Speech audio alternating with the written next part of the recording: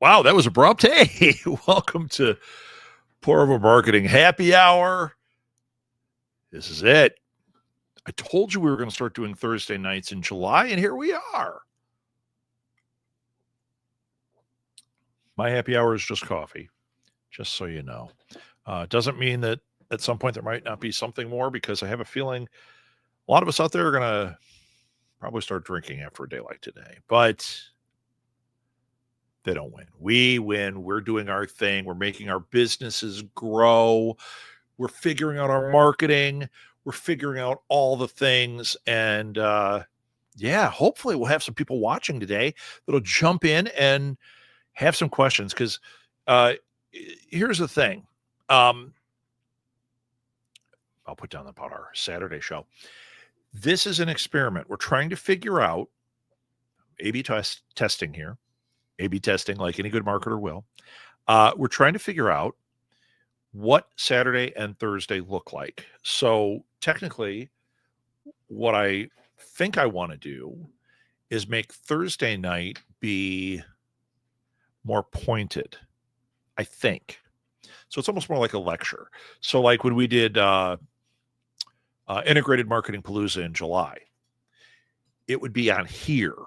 Oh, it is July, but it would be on here where we take a subject like, okay, today we're going to talk about newsletters. We're going to talk about SEO. We're going to talk about fine tuning your stuff, whatever it is. And then Saturdays make that more of a wide open AMA. Although the other part of my brain says, well, that's not necessarily the best way to do it, because I'm trying to follow the audience. If there are more people on Thursday night, that might be a better chance for you to ask questions. And it might be smarter to do this as an AMA. Have like preset questions that or things we're going to address. So when people write in with questions, I can say, here are some things we're going to talk about tonight. And then you can ask questions. And then Saturday morning, we treat it more like on topic. Maybe I have a guest here and there. I'm getting closer to what I think is going to work. I don't know. I don't know yet. But hey, it's happy hour. So hopefully we'll get some people in here that are going to ask some questions, and we can just kind of roll with the punches on this. Hopefully you guys have had a good week. I have no idea. I didn't even know what day it was. So did I have a good week? I think so. Yeah, I mean, I had a birthday this week. I had fun with my family. We did some fun stuff. Molly, my daughter, did a live concert. She went to it was an indie music night, and this theater we went to was great. Now, from the outside, it looks okay. Talk about curb appeal. Curb appeal, their sign, pretty good. They are missing a marketing thing here. They've really got to get their curb appeal under control, because when you go in, it is a fabulous theater. So they have a main big theater. This is in Des Plaines. They have this big theater area, which of course I saw that, and right away I'm like, could we fill this with a podcast marathon? Could we fill this with whatever, right? I get excited by that kind of stuff. And no, I could not. It's too big for where we're at right now. But someday. Anyway, upstairs where Molly was, it said it was in Brass and Bourbon, or Bourbon and Brass, which is a speakeasy in this theater. You got to take the elevator up, you check in, and then there's a bookshelf that you got to pull open, and inside is a speakeasy. The speakeasy. Well, the theater was great. I was really impressed. I was like, wow, this is great. But the speakeasy, which is where Molly played, it's so freaking cool. Great aesthetic. Great, like all the way around. Are there things I would suggest they do? Yeah, absolutely. When we talk about, getting all your stuff in order. So they had a bartender who was really nice. Okay. And she was doing a great job of selling. She saw us in the hallway. She started talking us up like, hey, it's happy hour and blah, blah, blah. Great. So all those marketing things, spot on, right? They had signs like Wednesday night they do jazz. I'm like, hey, I saw the signs. I'm into it. We saw some of the bands that are coming. It's all cool. They did all that right. It was the outside. needs help. You don't know how good it is in there. And it's not like a speakeasy where it's kind of something else on the outside and then cool on the inside. It looks like kind of a dumpy old theater on the outside, but inside, fantastic, right? So the bartender was great, but here's where they missed an opportunity. This is one of those things when I talk about like getting your marketing in order, getting your house in order, right? Missed opportunity. What did we do? We got in there. I'm taking these off. I don't need them. Oh God, I'm almost bald. Uh, I looked. We get in there and we're all talking about how it's a speakeasy and it's got this cool furniture and it's got these cool things, lots of cool aesthetics around. They have a stage at the end, which is where Molly played. The whole thing we really, really, really liked. And where they missed the ball is you have this really good bartender, really nice, really cool, and she's selling you, but that's their job, right? Uh, but what did our friends do? My wife and the friends immediately they're like, "Oh, it's a speakeasy. I bet they have like drinks from speakeasy." So they started looking it up on their phone, and they found this like crazy one that was like, I don't know, squirrel spleen or something, something ridiculous. And they're like, "What is in that?" And it had like absinthe and bourbon and pineapple, just like this weird combination of things, right? And they got all excited. And then they were like, "Oh, there's other things." From that time, there were a lot of things. I used to have a drink, even though we're not big drinkers, I had a drink recipe book from that time. It was an actual speakeasy one. The cover was wood. It was very weird. Um, and they had a lot of these drinks that they call them flips. So they'd have like a bourbon flip. It was bourbon with a raw egg in it. Okay. These are the types of drinks they had.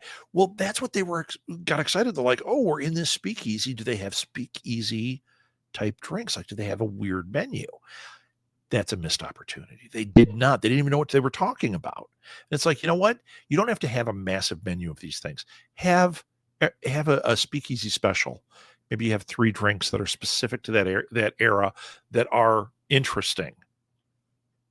Get your signage so it says something, so it looks like of the time. That was the only thing that I was like, you missed an opportunity here. Because me, not really a drinker, okay? When they brought up this, whatever it was, squirrel spleen or something, it's not that. It's not that, trust me. But when it said it, I thought, well, am I driving? Maybe I'd try one because it sounded really interesting. Missed opportunity. The other slight missed opportunity is my mom was there. She got a glass of wine. They served it in a little plastic cup. Now you have this cool aesthetic. You have this nice looking bar. You get glassware.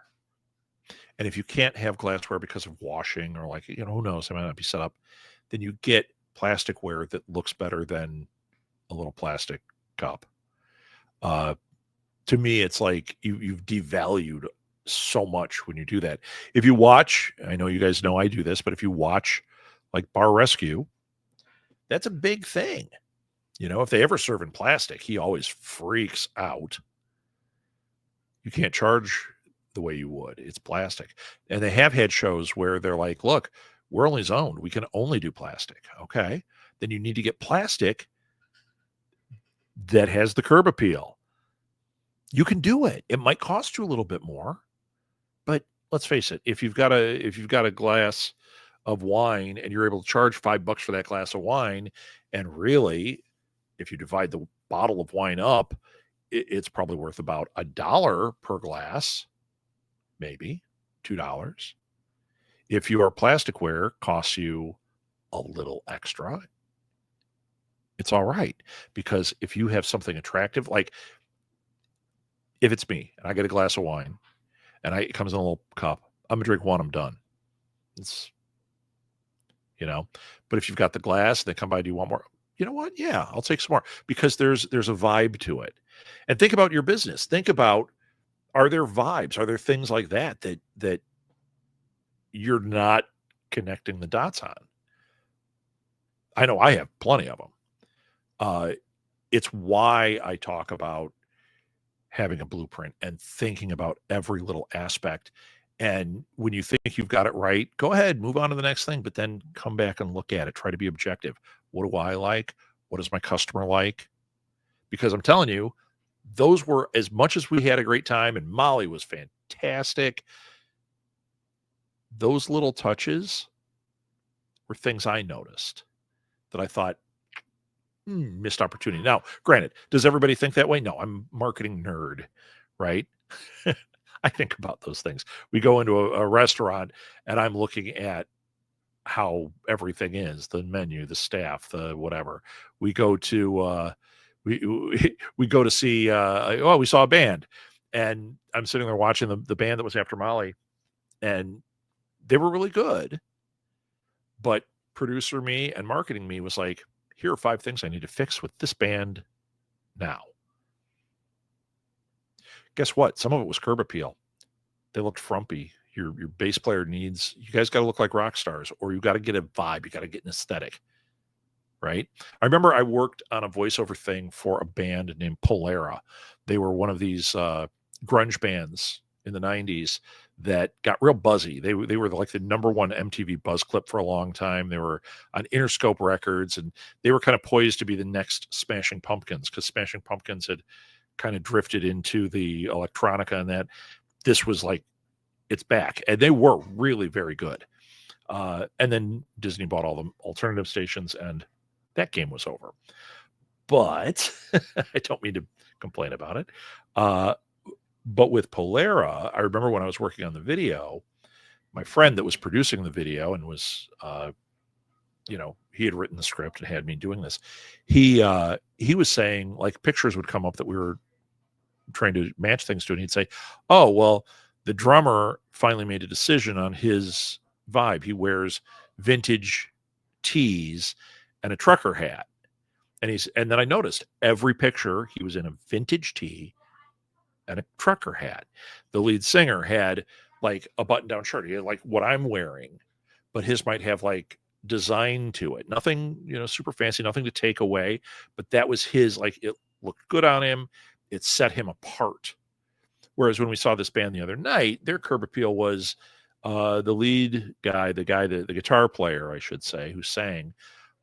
He had on a T-shirt that you couldn't really read what was going on or understand what was going on, but it wasn't like cool like that, Like I would have said, in his case, if they're going for a certain like T-shirt rock vibe, wear a T-shirt of a band, like a concert tee that's really cool, or something really alternative. Like, and I don't mean it's an alternative band, but something really alternative. Like I remember seeing Charlie,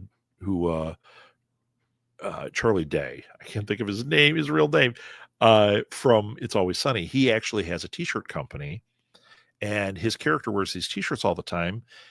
He designs them. Okay. They don't market it that way. It's just something I'd read about him. He was like, "Oh yeah, he makes these T-shirts and he'll wear them." And people are like, "Where do I buy them?" He's like, "Oh, I don't really like. I make them, and I have like a TeePublic shop, but nobody knows it's me." It's like very, very funny. But he had like one that was the jackalope in a fist fight with a leprechaun, and it was a really cool shirt. That's the kind of thing that this lead should be doing. Is something cool, different. You got to get that aesthetic right. The bass player, fantastic bass player, complete train wreck visually. He had on look like ill-fitting pants and kind of ill-fitting weird shoes, and then a T-shirt that was like I would do the yard work in and immediately be told, take that off, put something on, because you are going to be seen by people. So like, once again, think about those things. I know you think, well, what does it matter? It does. I was helping produce at when we went to this one church. They asked me to help produce the music one day, and I worked with the band and did the things, like got the sound right and everything. And then I told them, because as they were performing before everybody got there, I'm like, "This is what you're going to wear?" I'm like, "Oh yeah." Okay, well, you don't even look like the A band at the church. You look like 5 people that walked up there out of the audience, not expecting to be seen in public. So you need to figure out how to find your inner rock star. And the lead guy who was going to be singing and playing, he was like, well, so I got to change. And I was like, well, your shirt's, yeah, it doesn't look, you're not going to command attention. You want to draw their attention. You want that marketing in place, right? And he went home and he grabbed this paisley shirt and it looked really good. And people were afterwards, I remember them coming up being like, oh man, Dave, where'd you get that shirt? That's really cool. And he was like, oh yeah, I've had it. I just don't wear this. I'm like, yeah, you should wear that. People notice. They may not notice what's wrong, but they know something's wrong. Or when it's improved, they notice. Look at me. When I wear something like this that looks good, when my hair is cut, I don't have the clown stuff coming out of the sides, it looks better. I look more professional. I got new glasses. They look more professional, right? Something's got to help me. Okay, that was a long diatribe. It's happy hour. I want to know what you guys are thinking about. I want to know what kind of questions you have. Usually I get inundated with authors at this time. Tonight we don't have a lot of people here, probably because it was all like I didn't really market it because this is an experiment. Here's what we'll do. Oh, and we will have our normal show Saturday morning, 8 o'clock, right here. Saturday morning, 8 a.m. Central. So that's one thing that's interesting. I've been doing a lot of market research, asking people that I know listen or that have listened or that say, oh, I wish I could listen. I ask about the time. And it's funny because there's 2 camps. One camp is you get up too early on Saturday. I always miss it. Then I ask, do you watch the video? I didn't know there was video. Okay. Got to fix that. I got to make it so people know they can watch this anytime, which is funny because when I look at my numbers of people watching later, this show does way better after the fact. Okay. The other camp is, no, I love Saturday morning. And they get what that vibe is supposed to be. Now, originally it was going to be me in a robe because that's what I look like on Saturday morning, sitting and drinking coffee and just chatting with you guys. But it turned into hyper me talking about marketing and people asking questions. And it took a completely different turn. Now we're at a crossroads. We're adding Thursday nights. I think we're going to start with twice a month. So whatever around the 1st and the Thursday after the 15th, Thursday after the 1st, Thursday after the 15th. Those will be the 2 times. And Saturdays at 8 a.m. So now that we have that kind of established, once again, I'm going back to how do we want to do this? I read an interesting thing today. They were talking about taking a show, making it successful, a show like I do, like this new media stuff. And I disagree with this. Okay. I'm going to tell you what it is, but I'm not staunchly disagreeing with it. It said, how do you make it? I've done a show for X amount of years. How do I make it successful? And it's pretty logical stuff I've talked about on here a lot, stuff I've talked about as the podcast prof a lot. And with our networks and that, I've always talked about this stuff. But one thing that this person said that was different that I had not heard was don't do so many interviews. Okay. So I read the blurb they had about that. And I thought that's really weird. Why would you not do interviews? Because interviews seem to be the lifeblood, right? And I do really well by doing more interviews. And their thought, which this is where I'm saying I don't disagree with them. I just don't agree with them. What a weird way to say it. But I don't disagree. Their thought was when you do a lot of interviewing. So if you have a blog, if you have a podcast, if you have a video show, and every episode is interviews and you're trying to use it to market your business or what have you, when you do a lot of interviews, or if it's always interviews, what you're doing is you're taking yourself out of the authority position. They start associating the people you have as the authorities, not you. You're not the expert. So I question, I mean, I get that. There are shows like my shows, Alley Chats is all interviews. It's not trying to market me as an expert. I'm trying to promote them, interviews. New Media Lab, the way I've been designing it is interviews, but there's going to be this, it's going to have this content as well. So you have the authority, you have the expert, and then you have me interviewing people, which I have some really good ones coming up. Finally. I'll tell you about that in a second too. But I agree. If I only had interviews on there and I didn't do content outside of that, why would anybody hire me? Because all I'm doing is asking questions and I never have an idea. But I don't say that's what makes you successful, because if your show is interviewing people,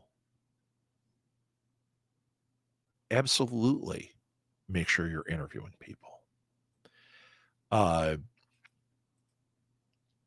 There's a newsletter I get. In fact, I'm going to look it up while we're talking because it's really great. And I think it's hidden in this file. It is. It's really great. It's called The Creative Independent. And in fact, I'm going to see if I can find a subscription thing in here so I can pull it up. I can't. Not that quickly. Let's see if they have a website on here. I really love this newsletter. And I think everybody should read it. I find it inspiring. But the bottom line is, it is, here, I'm going to put it right in here. I'll put it in the comments so you can check it out.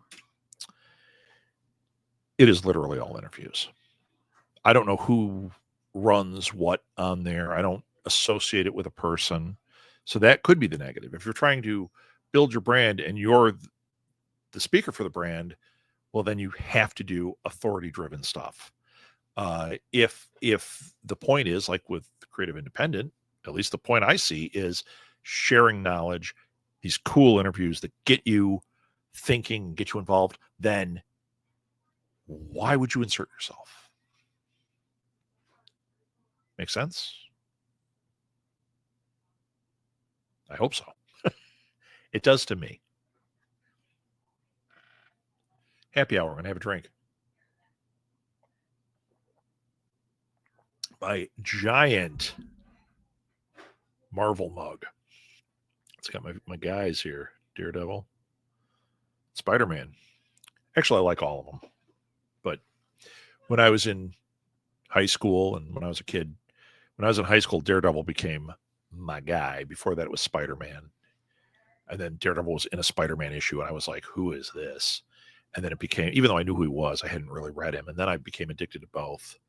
To this day, those are probably my two favorite of the superhero comics, barring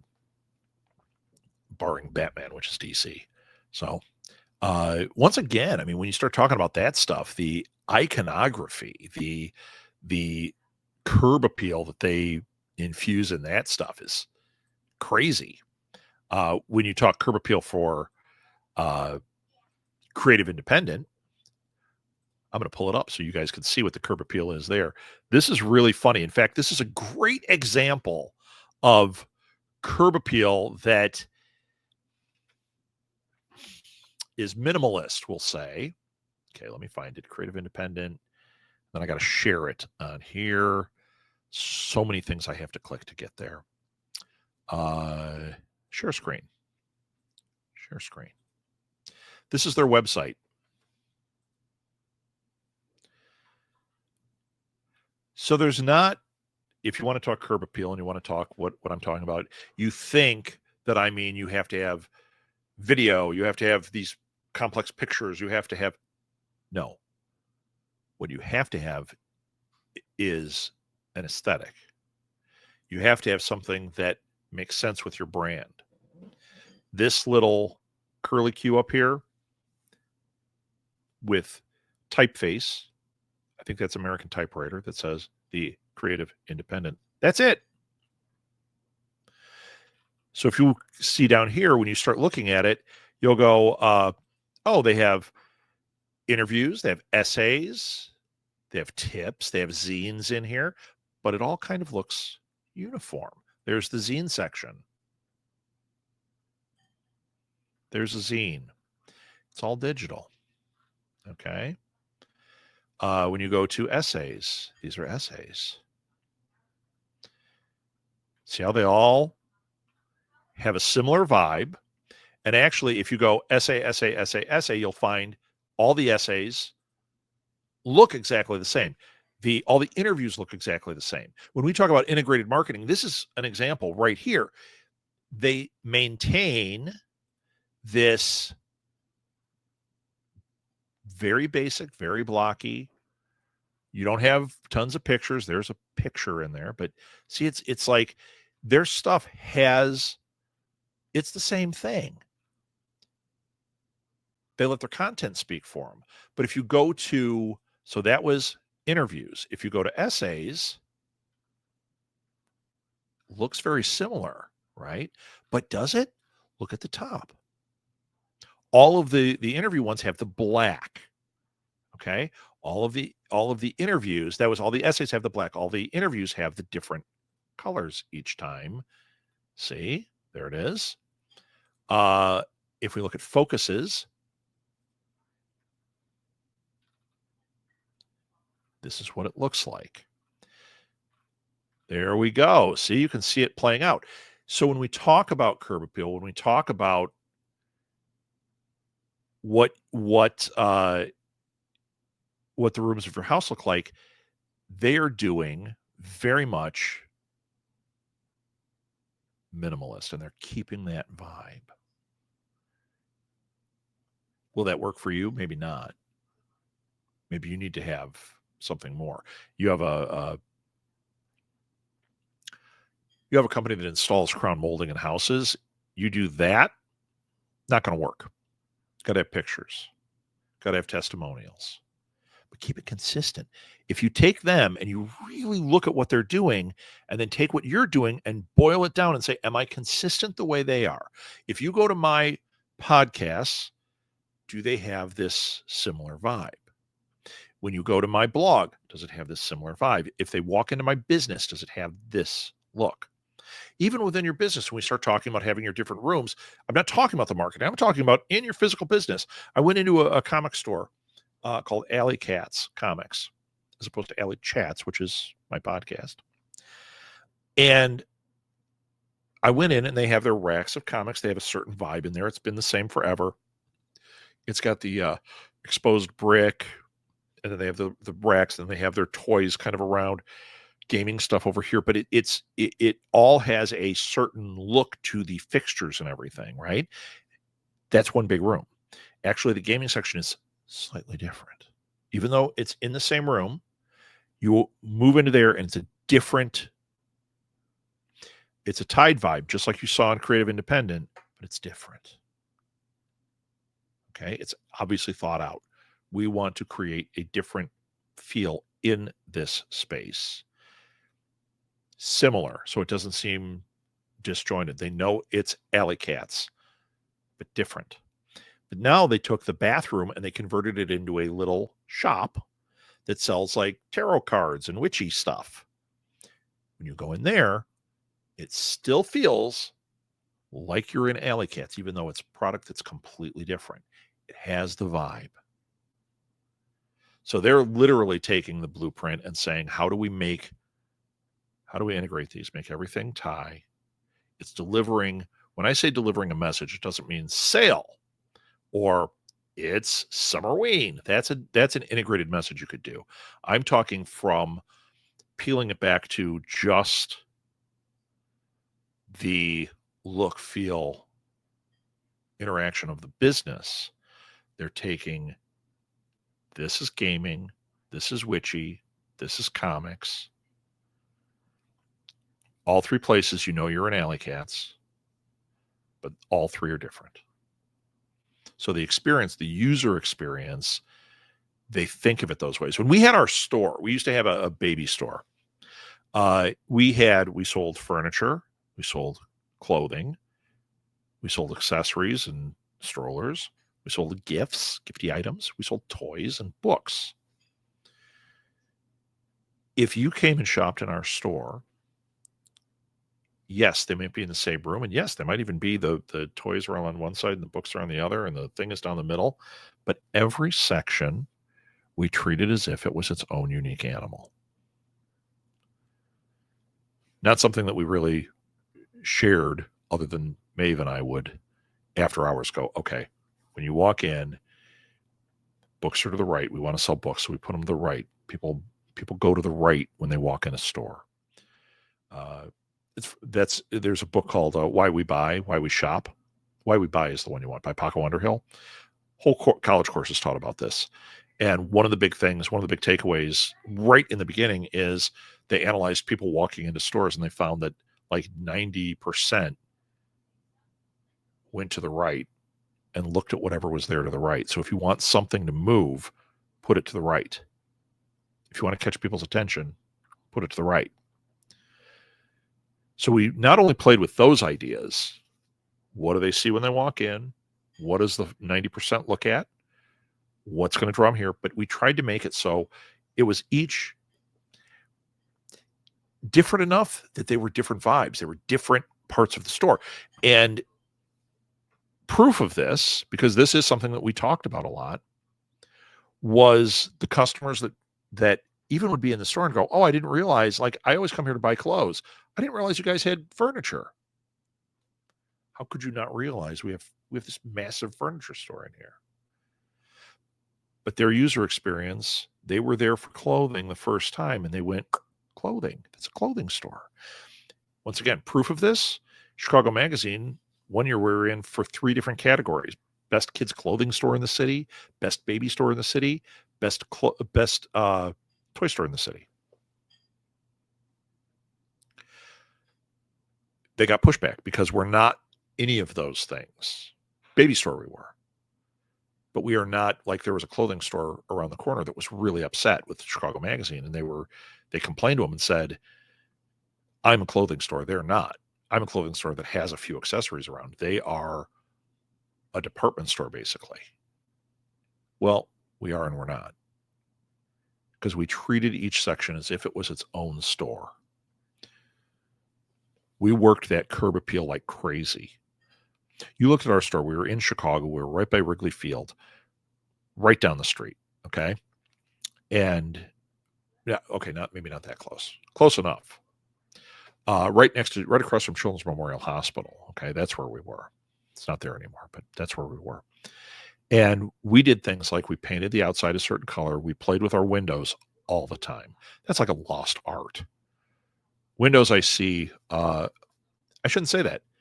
When we were traveling, when we were in France, we had a layover, and we were like in a train station, and there they had all these shops. The shops, they did the windows right. I took pictures of all the windows because they made them, they made great windows out of them. Whereas now, like, I walk down in Chicago and it's like, here's our stuff. Like, no, you're not making, or they're putting up the same signage and bull crap that their corporate sent them. That's not window art. We treated it like art because we wanted people to see it and go, wow, okay. Not only do they have umbrellas and they have a sale thing, but they've created a window. And they've thought the whole thing out. We would think it all out. Can you see through it enough? Is it drawing your eyes here? What colors are we using? Like all that stuff. It all matters. And if at that time, that was so early in all this, there really wasn't, there was internet, but nothing like now. We had aesthetics to our website, which we didn't like. It's okay, but we didn't have the knowledge to change it. It was so expensive to get it changed. So it was okay. It was good, but it wasn't us. If we were to do it now, it'd be very different. But if it was now, we would have a blog, and the blog would have its own distinct thing. You would interact with it. You know it's us, but it would be a different entry point, a different thing. I'm developing it right now for Southgate Media Group. I'm going back and going to start sending out our newsletter again. Our newsletter was pretty good. I've got a new way of doing it, much better. And we're going to try to make that go so that we have new episodes and we have old stuff. And I want people to be able to tell what they're interacting with. Take our YouTube channel. We've started adding a thing where it's got an icon. Maybe I can show you. I can. Okay, here we go. No, I want to open it. I don't want to. I want it to play. Okay, here I'm going to show you guys this. Let's close that. Stop screen. Share another one. Okay, so in the thinking about it, one thing we have done is, there we go. This is the show I just put up literally before we jumped on. I interviewed this guy, and 30 minutes later, edited, posted, up and in the air. So one of the things I noticed was our watch time wasn't very good, and it never has been. And I went back and I started changing the artwork. I'll show you the artwork in a second. But on the episodes themselves, I think where a problem was is people didn't know what they were getting. They'd click on it and they'd bail out in 20 seconds because it didn't have any video. It just had a picture. We added this audio only version. Guess what? It's making a difference. It's really definitely making a difference. Now here, we'll go to the channel. Okay. There's our vibe. We made it nice and clean, very minimalist. Okay. There's the show we're watching right now. So look at these covers. Okay. We have upped the game on the covers. If you go back to our old stuff, look at these. They look great. Look at this. It looks great. The ones I haven't done yet look like just a logo. These look great. These look like video things. I go to these and I was dialing it in. I didn't have it on. I think these are terrible. When we go back in time, here, let's go to a playlist. I could probably do it from there. We go back in time to our old stuff. Okay, that's not going to do it. But if you can see along this, yeah, see, these are not good. They don't fill the screen. They do have a vibe to them. They have a look, but then some of them don't. Like this one. Okay. So I'm working on, when you go to our channel, you'll have a playlist and you'll see this aesthetically pleasing thing that tells you exactly what it is. It's if you see that logo, that little audio thing, you know it's an audio only version. If you don't see it, it's a video version. If it doesn't say like it's going to say, like this is an interview with Joey Powell, very clear from the Inkplots podcast. It's in the playlist. It has the logo. It has the name. It has him. Now you know what you're getting. I think that's going to make our numbers go up. More than think it. I already know it well. What are the things in your business like that? Because we all have them. We all have them. You're a retail store, walk through. Look at each thing as if you're the customer. Listen to what people say. Watch what they interact with. It's like a website. I don't know if you guys know this, but so there's the SEO, which is the search engine optimization. That's where you put, briefly, you put your keywords in, you do things to the art, like you have artwork on there and you put certain things in the alt text, you certain H1, H2, H3 tags. There's all this technical stuff that you might not have to worry about. But that's an area of opportunity, right? Just like this. Are you doing those things? Are you putting links in? So on my blog, I've been experimenting. I've been using some emojis. Turns out those emojis do certain things. I didn't know that. I just found that out. Because they're emojis that are coming from Google, like they're the emojis on the blog site. Google understands if it has this, it means you're saying a link here. You're saying audio here. And it does help it narrow down what you're searching for. I'm searching for a podcast about lava lamps. Even the icon on there can tell Google, oh, this is going to be an audio. It's going to be a podcast. It says the word lava lamp multiple times. It's in an H1 tag. It's in an H3 tag. Okay. We're touching on that. We'll get more involved in that as we do integrated marketing palooza. That's not happy hour. Let's see if there's any questions at this point. I don't think so, though. No. That's okay. Okay. I think I've babbled on long enough about this stuff. We don't need to have an hour-long show tonight. This was a test. What I'm going to ask you to do is follow New Media Lab on Facebook. I put up polls before. I've asked questions there. Follow New Media Lab on YouTube. There's a New Media Lab page. It's got its own page as opposed to the other Southgate Media Group stuff. So you can go there and you can interact with me. You can follow me. Follow me on Facebook. Follow me on Threads. Follow me on Blue Sky. I'm on all those things. Follow me on Instagram. Just look up Rob Southgate or Robert Southgate. Look up SMG Pods or Southgate Media Group. We're there. We're there. You'll find us and you'll see all the cool stuff I'm doing. We have a Buy Me Coffee. It mentioned it in here. Oh, wait, there's the Patreon. We have a Patreon. We've just started adding content to that again. So if you want to help support us, that's a way to do it. You know, it's not that you're buying something. It's that you're supporting what we're doing. Throw $5 in a month. I know it seems like, well, what am I getting for that? You're getting us to continue doing this is what you're getting.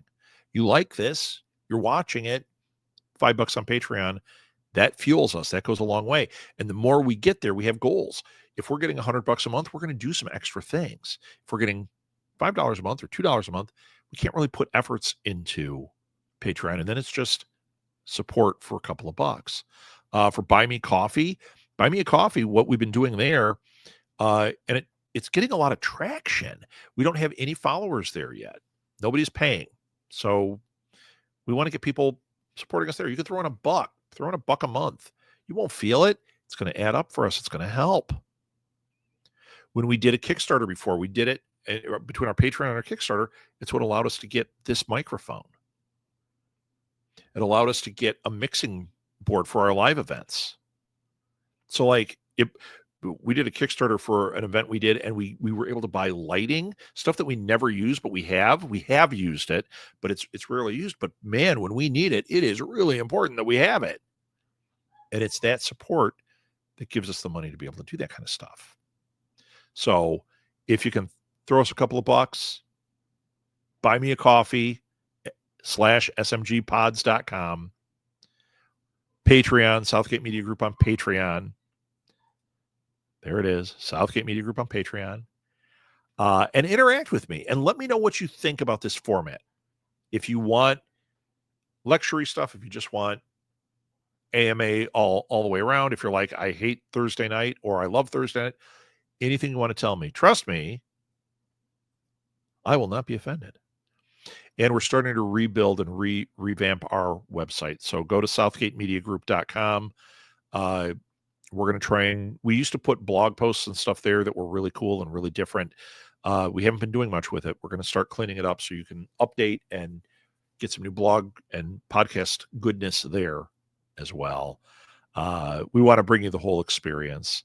And like I said, Buy Me a Coffee, we've been adding, I've been sending out emails to the different podcasters. We had over 100 of them. Just say, hey, give us an update. Where are you at? Here's 5 questions. What show were you on? What was your favorite experience? What are you doing now? That way, if you're a fan of Brandon's, you could say, hey, man, what are you doing? Well, he did video game podcasts for us. He's still doing stuff in that world. It's really cool. Or he'll do like a Twitch show and he'll do the Extra Life thing where he raises money for charity. Great. It's through like Buy Me a Coffee that we're able to tell you that stuff. So you can go and you can, see this guy that you really liked and interact and get an update. So I know that we love that. We actually, we're big fans of Survivor. And at one point we had an idea. We were going to do a show called Back from Reality. And we were just going to interview just short interviews. If they were on a season of Survivor, they were on a season of Amazing Race, we contact them. Hey, where are you at now? That was going to be it. With a little like, what happened in your season? Any dirt? It was too big a project that we just kind of went, let's leave that alone. But the reality is people love those updates. We love those updates. You can get them at our Buy Me a Coffee right now. And we've just started adding some of the podcasts there to see. Maybe that's what people want. Maybe people want original content on there. We had a show designed literally for Buy Me a Coffee that would only live there. We're happy to do that. We just got to have some support. Okay, I sound like PBS now.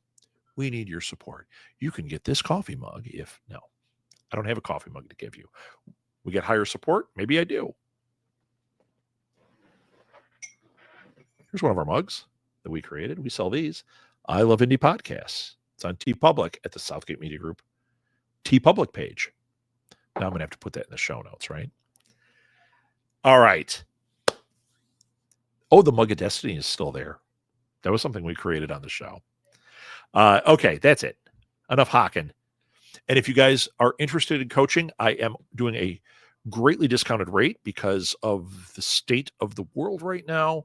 I want to help people succeed, and they need more than just watching this. They need some one-on-one. So I've taken my normal rate and dropped it way down temporarily to try to help you guys.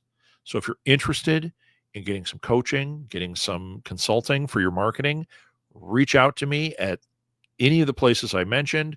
You could go to southgatesmallbusiness.com and reach me directly through there. You could go to the podcastprofs.com and reach me directly through there. You can go to my Substacks, which are under Rob Southgate Substacks. Just type me in and you'll get all these different Substacks. Wherever you reach out to me, you could send me an email. Send it to rob@smgpods.com or just send it to southgatemediagroup@gmail.com.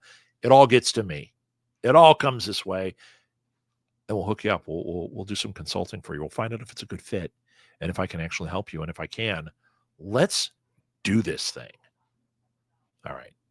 That's it. Thank you so much for watching, everybody. Have a lovely weekend. And I will see you Saturday morning, bright and early. Have your coffee. All right. Thanks, everybody.